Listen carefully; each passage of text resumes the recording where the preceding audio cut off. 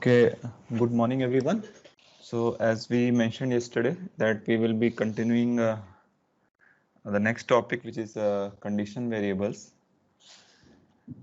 Until now we have basically seen uh, the problems in concurrency, and one of the problem was basically concurrent updation of shared variable. So that needed a mutual exclusion, and for mutual exclusion we have seen the notion of lock and how that lock is basically built using uh, so using both hardware and operating system support. And basically that problem was more or less solved, not perfectly, but to an good degree. We basically saw spin lock, how to implement spin lock, and there were some problems associated with it, and we tried to improve them using some advanced locking methods. So the other requirement that comes in synchronization is some kind of an ordering, where one of the thread has to wait for some condition to become true, and when that condition is actually not true, then it should basically wait till the condition till the condition is changed by some other thread.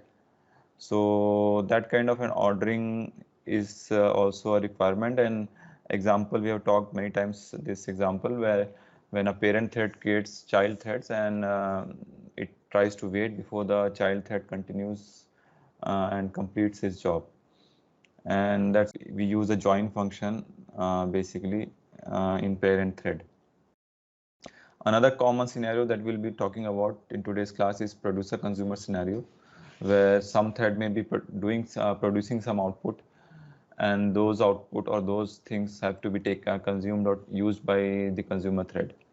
So that kind of cooperation also requires some kind of an ordering.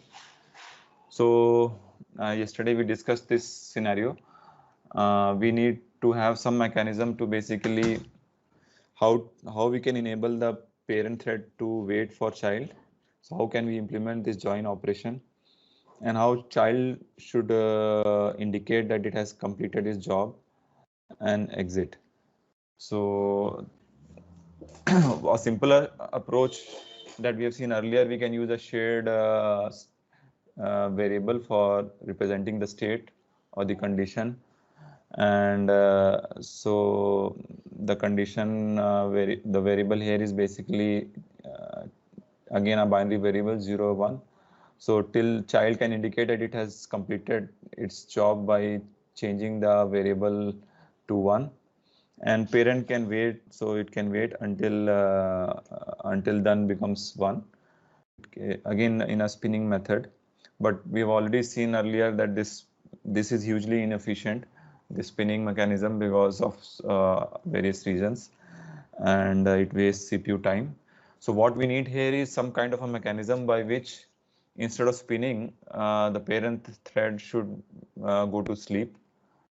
Just like we saw a lock using queues and park unpark mechanism, where threads which are waiting for the lock could be put to sleep on a queue, and when the lock becomes available, they can be woken up. Something similar is desired here also. Parent should be put to sleep, and when the child is done, he can wake up the parent thread to continue to resume.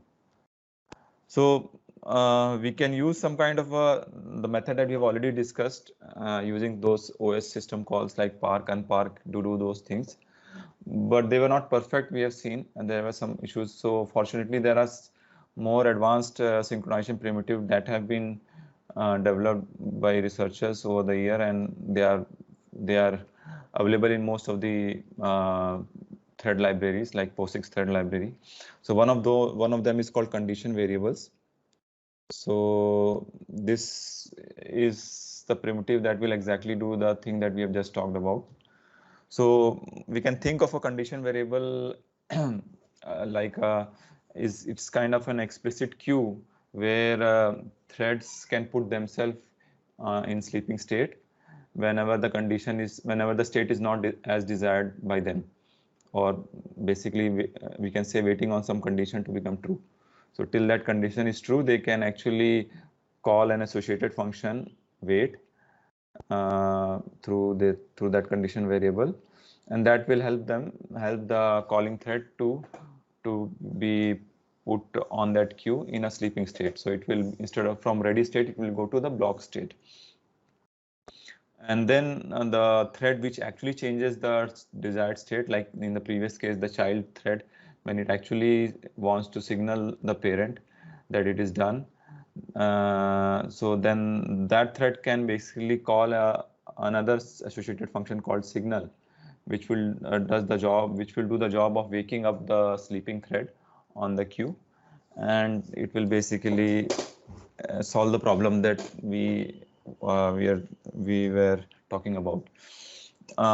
So as I said, we can use park unpark mechanism, but this is a more powerful and different than that. We'll see it has more power inbuilt into it, and it can be used for not just for locking purpose. It can be used for many other use, especially for all kinds of ordering constraint. It can be used. So in pthread library, we basically condition, there is a data structure called pthread underscore cond underscore t. So that is basically data type for a condition variable. So you can create a condition variable, you have to initialize it. So this is a static way of initializing it. There is a dynamic way of initializing also. You're calling an init function. So there is an init function associated with it. You can call that init function for dynamic initialization. Otherwise, you can just initialize it with statically by using this keyword. And it has two operations that we just talked about. One of the operation is signal. The signal operation, the semantics of signal operation is very simple. It basically sees if there is one or more thread that is waiting. If there are one or more thread that is waiting, it will wake up exactly one of the waiting threads. So it will wake up a single waiting thread to resume its operation. But if there is no waiting thread, it will just return doing nothing.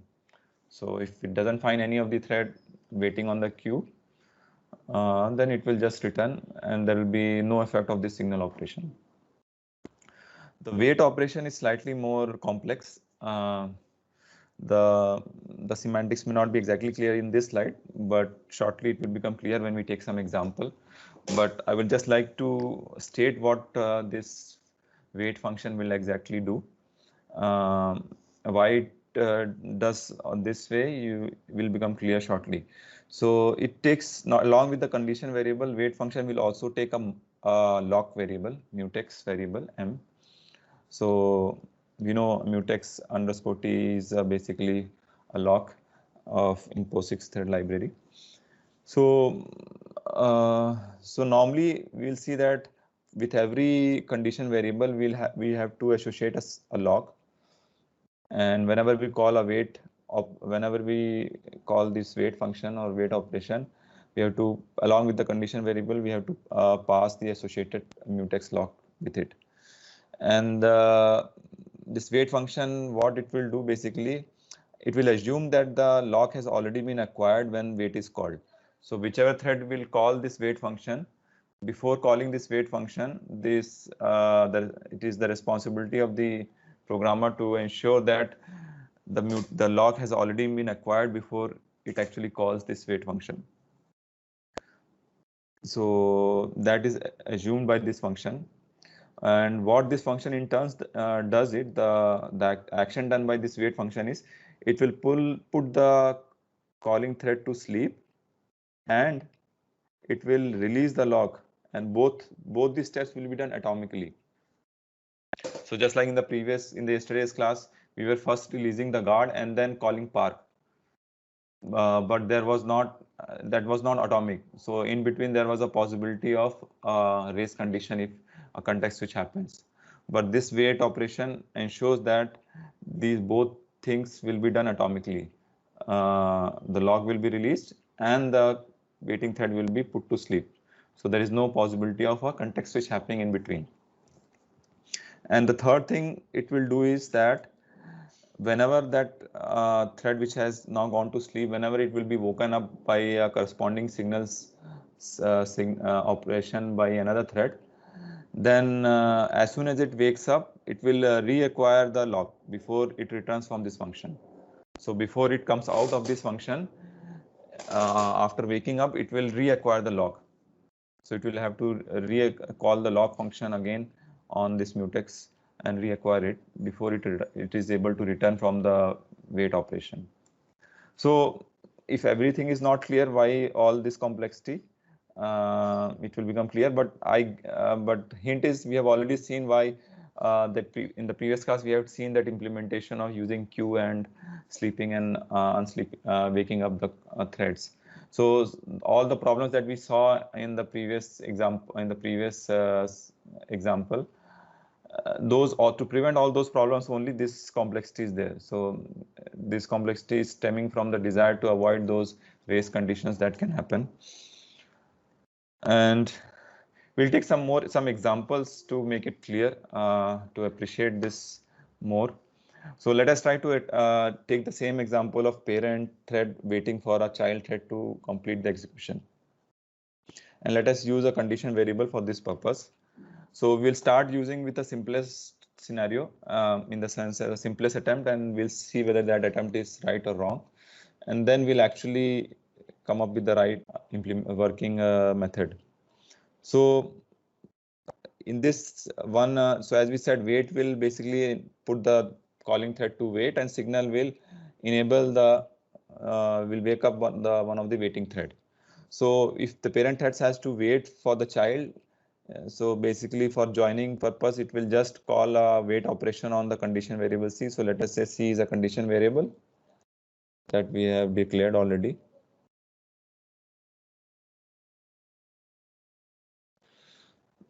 So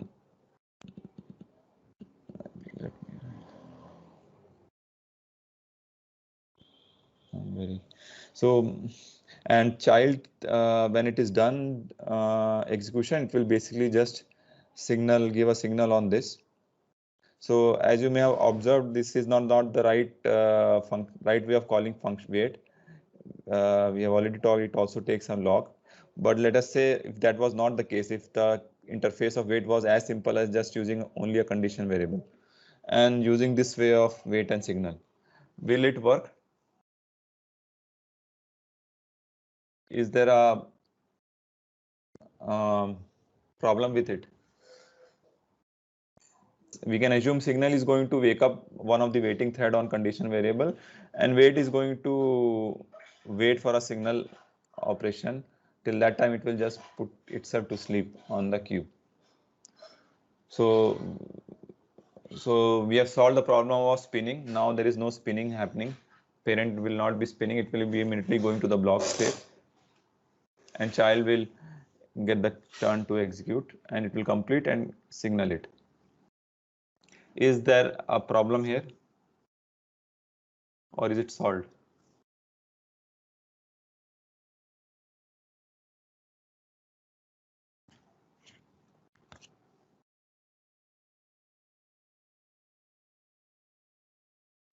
Two waiting threads might wake when the signal is sent. So right now we'll assume that we have only one parent thread and one child thread. So right now we are not completing a scenario. There is only one parent thread and one child thread, and we are using a condition variable. So even if there are more child threads, probably we'll use separate condition variable for each child thread. So right now just assume that there is only one parent thread and one child thread. So and signal will only wake up exactly one waiting thread. So that we have already discussed in the previous slide, that the signal operation is only going to basically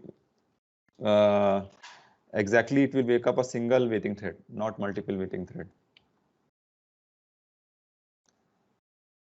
So think of a scenario where it won't work. If child runs before, so let us say before it actually calls this wait operation, there is a context which happens. So even before, so parent created the child thread, and unfortunately before it actually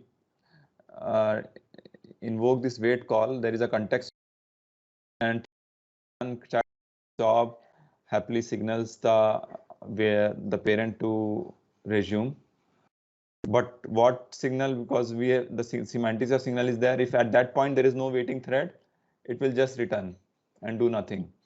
So because the parent has not yet put itself to sleep on the queue, signal will not be able to do anything. Signal will just return without doing any change.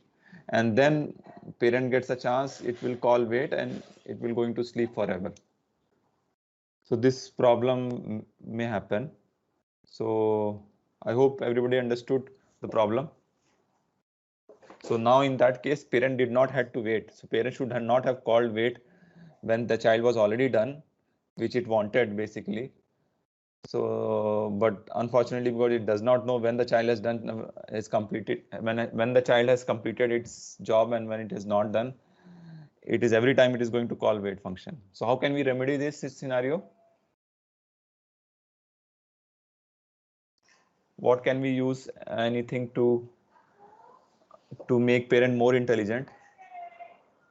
You can make parent more intelligent that it should wait depending on some condition. Instead of every time calling wait, parent can check something, and based on that condition, it can decide to call wait or not. So can anybody tell me what can we do to remedy this? You may be wrong, it doesn't matter. We don't expect that you will come up with the right solution. Any random guess? The problem here is the parent is calling wait irrespective of whether the child is already done or not. Parent can check when child exits. How it will check? Wait only if a lock has not been used yet. So wait only if a lock has not been used yet. So do you want to say we have to use a lock here? And can you elaborate a little bit more? What exactly you want to communicate? Not a lock, a mechanism that goes true when a thread runs.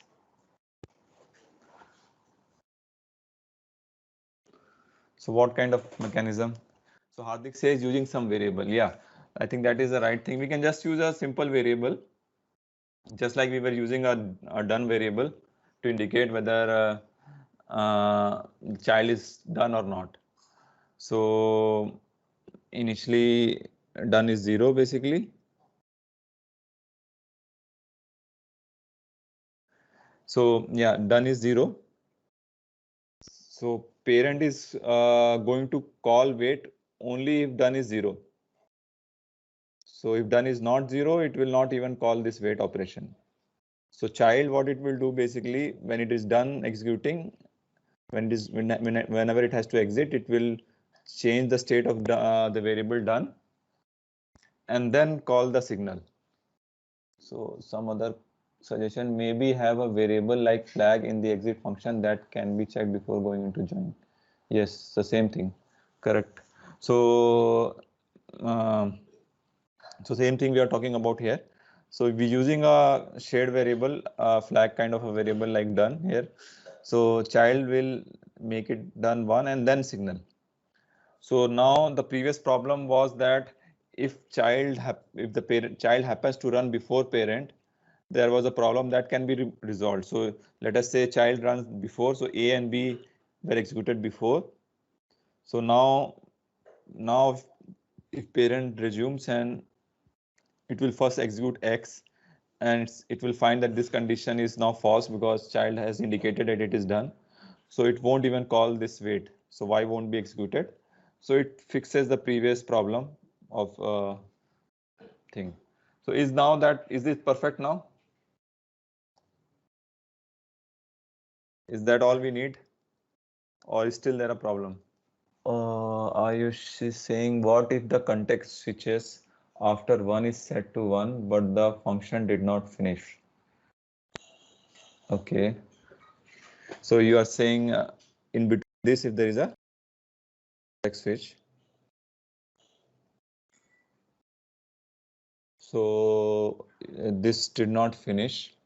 So will that cause a problem? So basically you are saying if A does first and then context switch happens and X and Y runs and then B happens.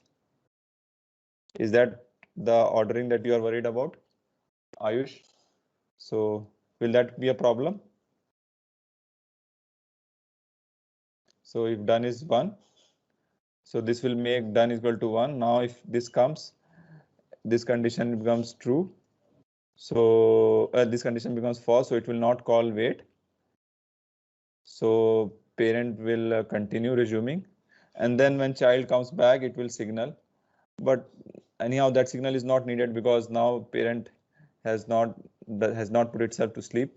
So even if it does signal, there is no problem.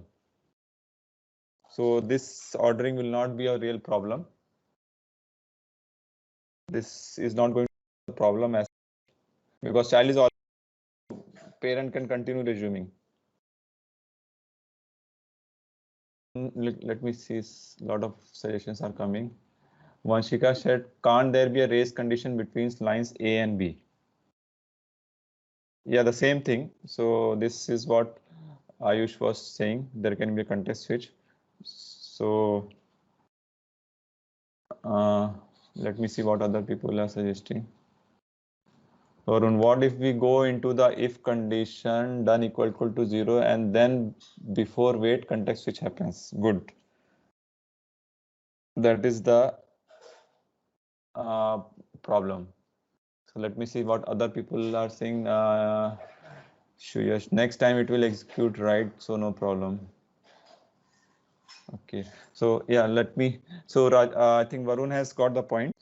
So this problem is not yet solved because when done is, let us say parent comes, it's it basically checks done is not 0, done is equal to 0, and child has not yet completed.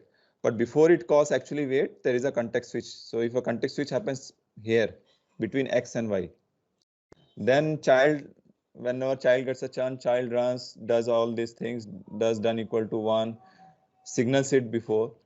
So it signals, but now this signaling is done before actually the parent put itself to wait. So again, the same problem.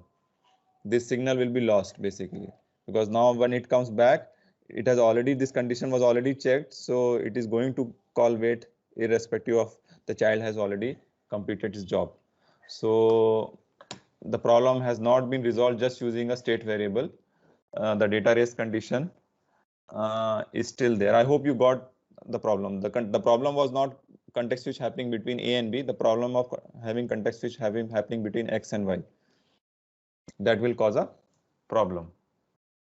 Is anybody not understood? So actually, before I should have talked about this. So from this thing, we have at least understood that along with the condition variable, we'll need a state. So there are some rule of thumb that we need to remember whenever we have to use a condition variable, that along with a condition variable, we'll always need to keep some variable to keep track of a state which will decide whether to call wait or not.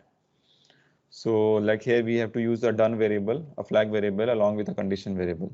CVs, the condition variable will be only used to signal to wait and signal threads whenever the state changes. So depending on the state condition, we will call wait or signal. If state is always needed, thread not wait signal.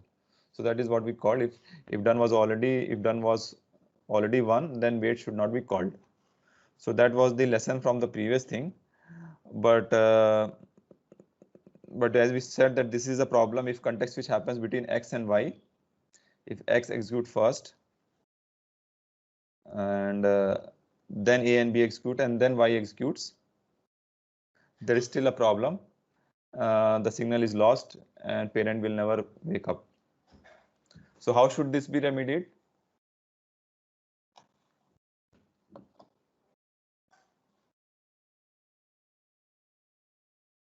So what can we do to remedy this problem?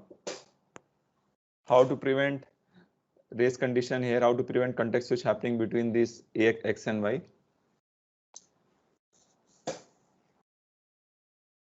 Make it a critical section. Good. So how do we protect the critical section?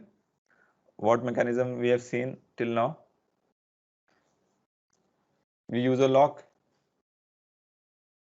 Yeah, we can use a lock along between we want X and Y to happen atomically. That should not be a context switch in between. So we can use a lock before this and release the lock after this. So we can, our third attempt will be to surround this. This is a critical section. So we'll surround this by a lock. So we'll use a mutex lock and first call lock before entering into critical section, and after coming out, we'll call unlock. Similarly, child also can do the same thing. Although there was right now there was not a problem in between, but still we should put it into a surrounded by a lock and unlock here. Now this is a little interesting. Do we really need to put a lock for the child? Because we saw that if there was context switch between this, it was not really a problem.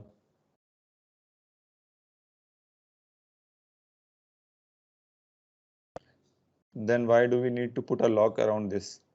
I did not think of a question when I read the book, but now my doubt has come. Key context switch between A and C,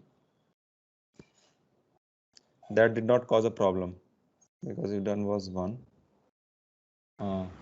But still we are surrounding it by a lock. So we'll come to that question.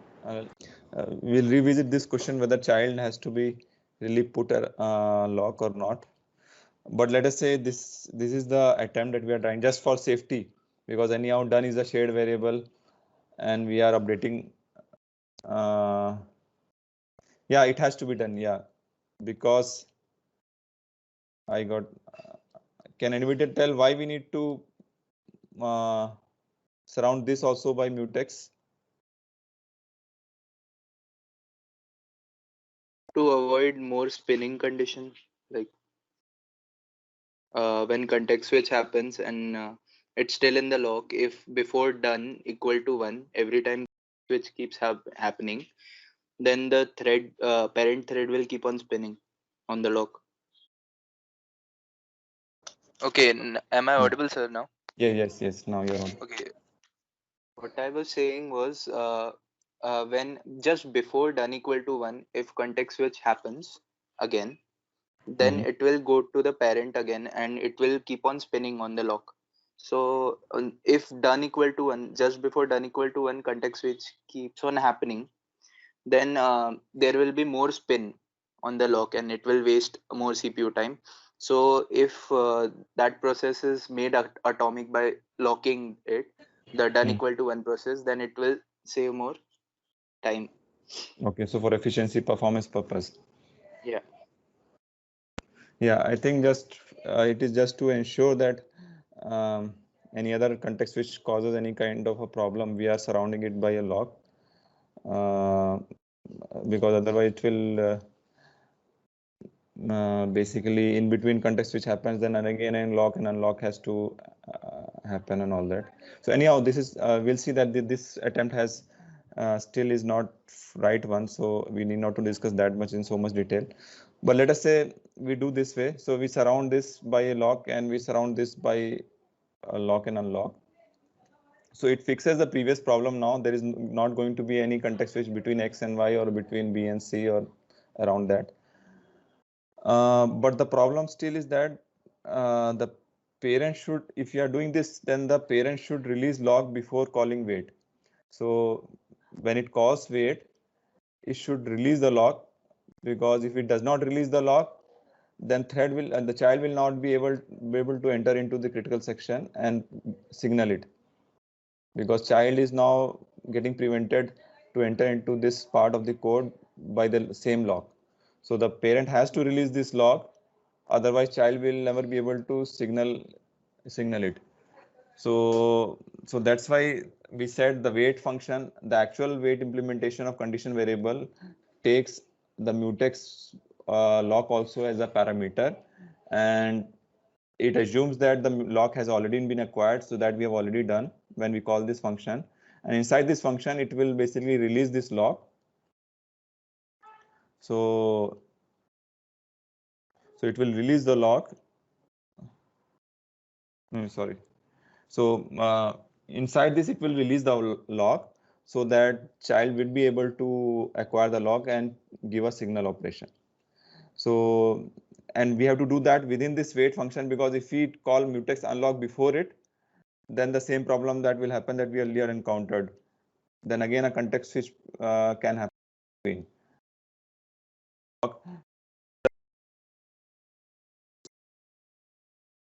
Race condition.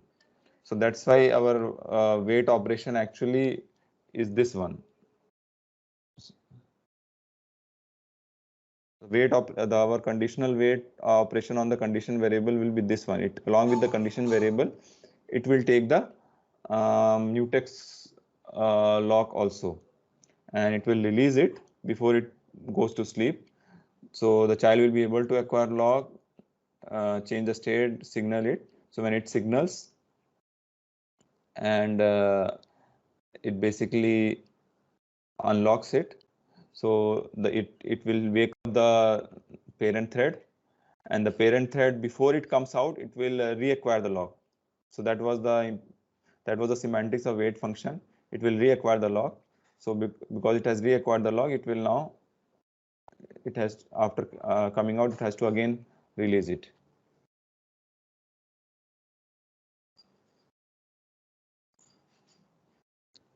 So I hope it was clear.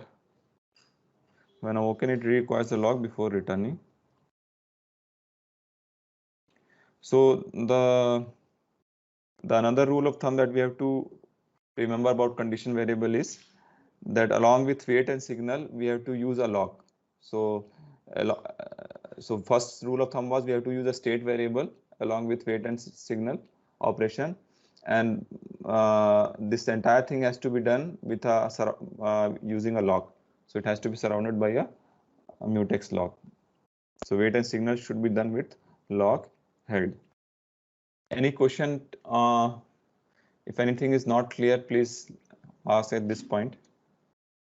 I'll wait for a question till other people can, who have understood, they can see the solution using the final implementation using a condition variable of this join and exit. So this is the same thing that we are using. We are using along with the condition variable, you are using a lock variable as well as a shared variable. And in join function, in exit function, we are using first acquiring a lock, changing done equal to 1, then signaling it, and then unlock. Similarly here, we were basically acquiring the lock, checking while done equal to 0. So earlier we were using if, but here we have changed it to while. In this solution, the previous slide, we had just used a if rather than a while, but now we have put it to while, and there is although that is not a necessity, we can, for this particular problem, if is sufficient, but later on we'll see, just to be on a safer side, it's better to put a while, because checking the condition once may not be sufficient when there are more than one threads involved. In this case, because we are assuming there is only one parent thread and one child thread, and this join and exit function is for each thread or each of the parent or child thread which are waiting for each other. So in this case, if should have been sufficient, but because we don't want to just to have a common rule of thumb, later on we'll see whenever we use a condition variable and whenever we check the condition, we generally check it in a loop rather than a simple if, and we'll explain the reason why.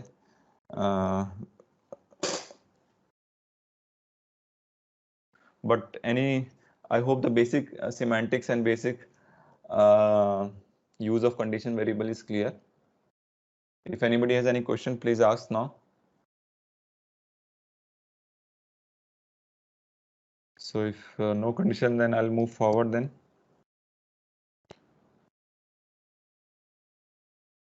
So the next scenario that we'll see using condition variable is a producer consumer scenario that we talked about.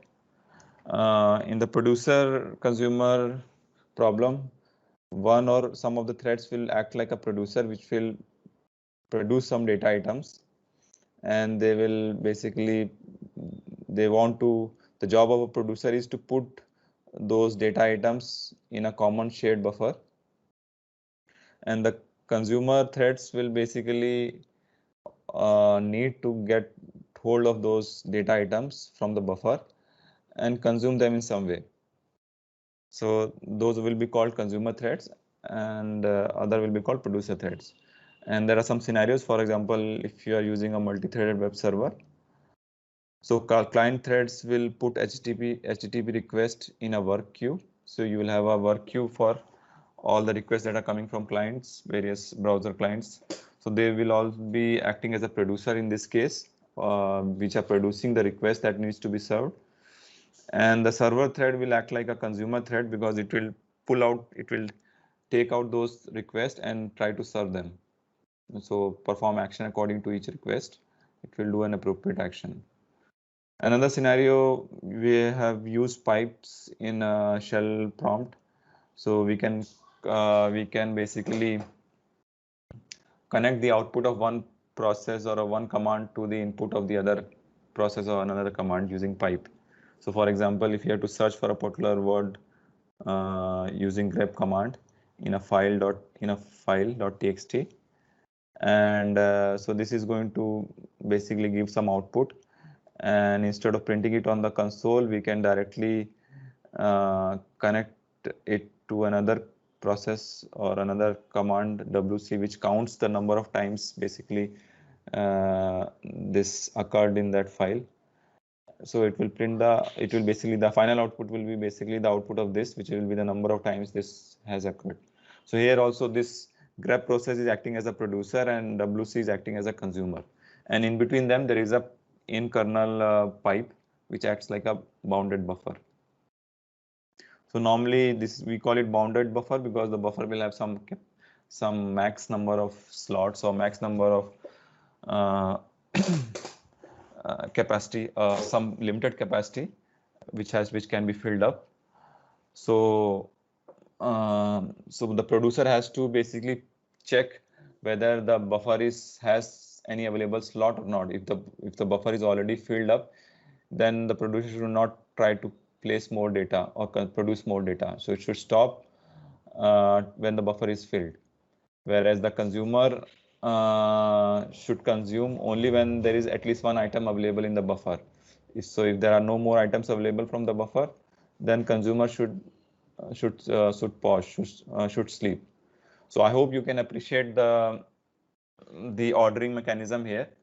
So there is a cooperation between producer and consumer. Producer has to wait on some condition. The condition is that buffer should have some space to be filled up, and then only it should produce. Otherwise, it should sleep. Whereas the consumer also has a condition. It should check whether the buffer is filled up by at least some item or not. Otherwise, it should also sleep. So so you will see that the same kind of an ordering requirement is present in this scenario. So we will see a solution using condition variable. And we said the general requirement will be to make producers wait till or whenever buffers are full, the producer should wait, and consumer should wait when there is nothing to consume. So if buffer is empty, then consumer should wait. So initially, to keep our discussion simple, we'll start with a very base case, and then we'll generalize it. So base case, we'll assume that the buffer has just a capacity of one slot. So there is only one slot or one item to be filled up, and we are using only one producer thread and using only one consumer thread. In practice, there will be multiple producer thread, multiple consumer threads, and multiple slots. A finite number of slots will be there. There is a hypothetical problem of unbounded buffer also. Sometimes that is also there, that can be asked. But right now we'll not worry about that. Practical problems, in practical scenario, we'll have finite number of producer threads, finite number of consumer threads, and finite buffer. So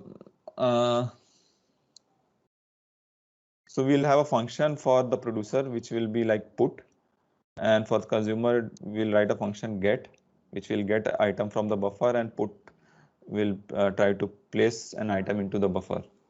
So producer will use this put function and consumer thread will use this get function. So here, because we have assumed that our buffer is just one slot, so we'll just use a single variable buffer to store that, to basically store that data. Later on we will use an array or a queue for that purpose, but right now we are just using a single item. So input, basically we will check whether the producer has to wait when buffers are full.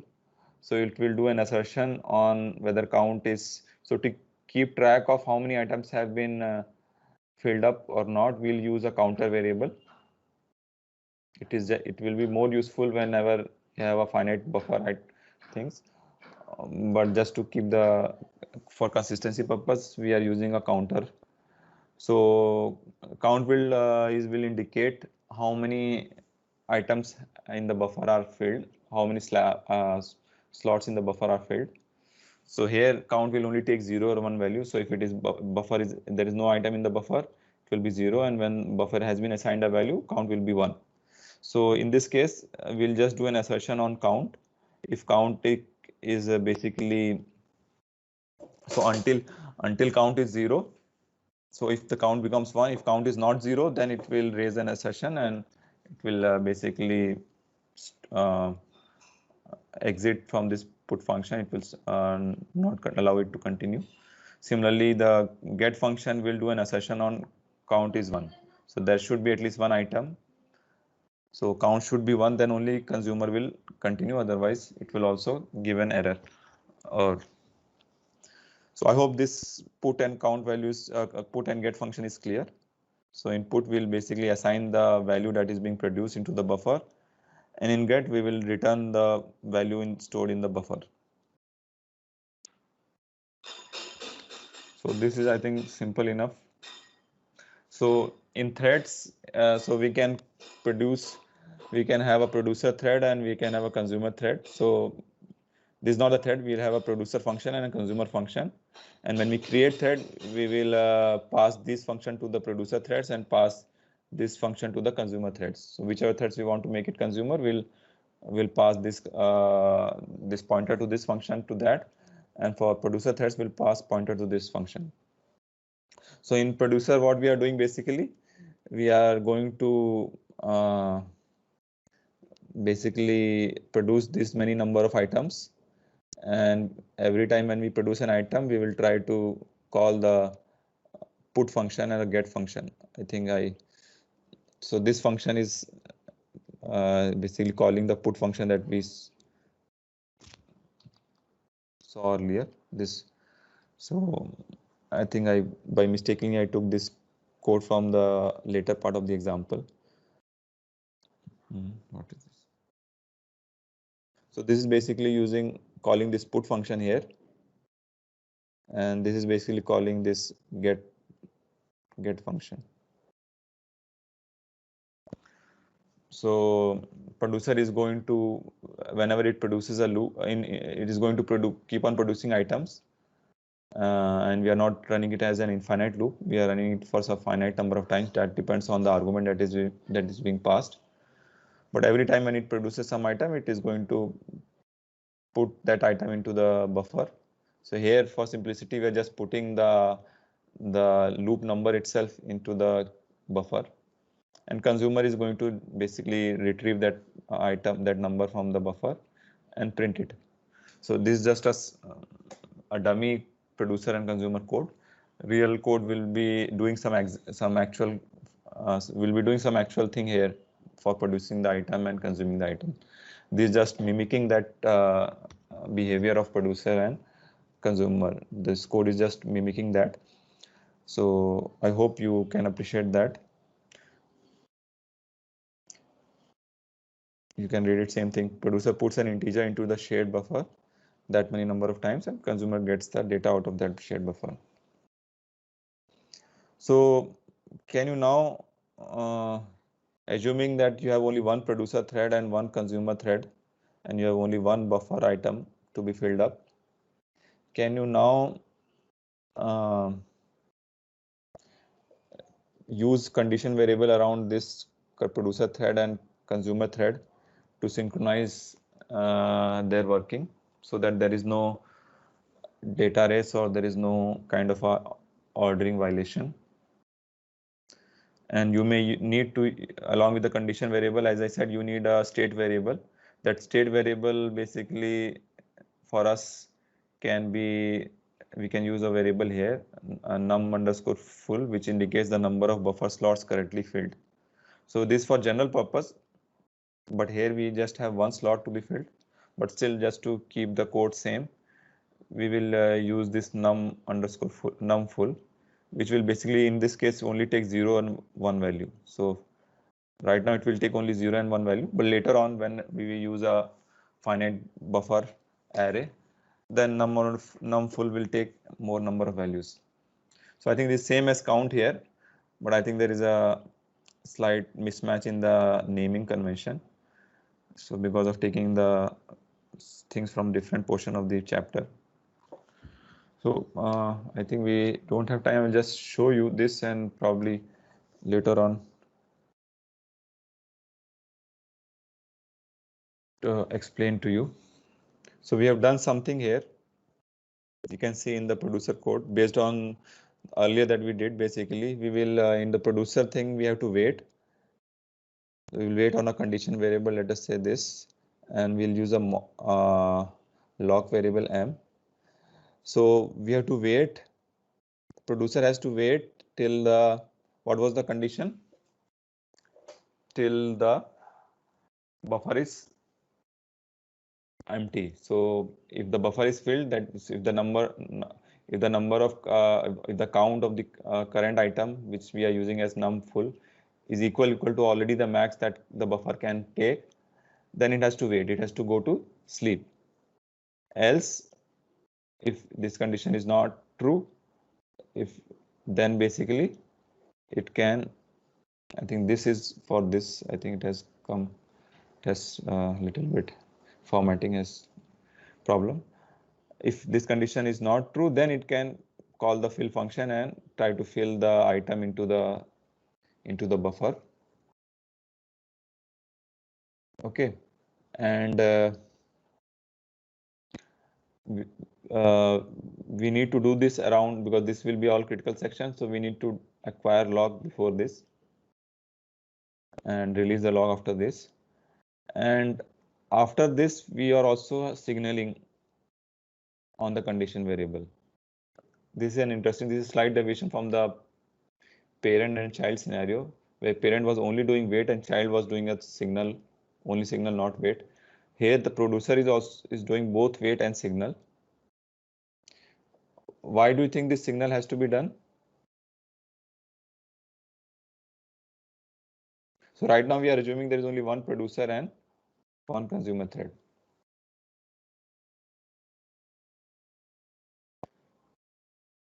Because child also has to wait. In this case, the child also has to wait. If the buffer is empty, if there are nothing in the buffer, if number of full is 0, then the child also has to, the consumer also has to go to sleep. So the consumer will also call wait function on the condition variable. So this has to be waken up. So who will wake up this? Producer only will wake, because this condition is going to be changed by the producer. Producer is going to fill up the buffer. So producer has to, that means give a signal to the consumer to wake up now.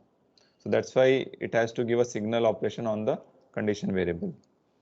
And this one also, so similarly, consumer will consume an item. If there is already something, it will consume an item. And because it has consumed an item, so there is a possibility that this condition, if the producer thread was waiting, if the buffer was already filled, in this case, just one buffer item.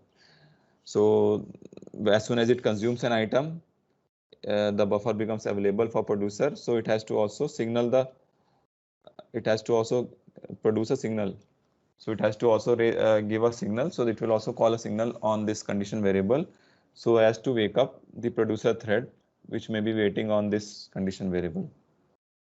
And of course, we have to surround it by lock and unlock. So I think I'll stop here. We'll continue from here discussion, but you can try to convince yourself that this program will at least work for one producer and one consumer and one buffer slot. And we'll show next class why it will work. You can think over it, that there is not going to be a problem. And if there is going to be a problem, you see what can be done to avoid that. And we will continue our discussion in the next class.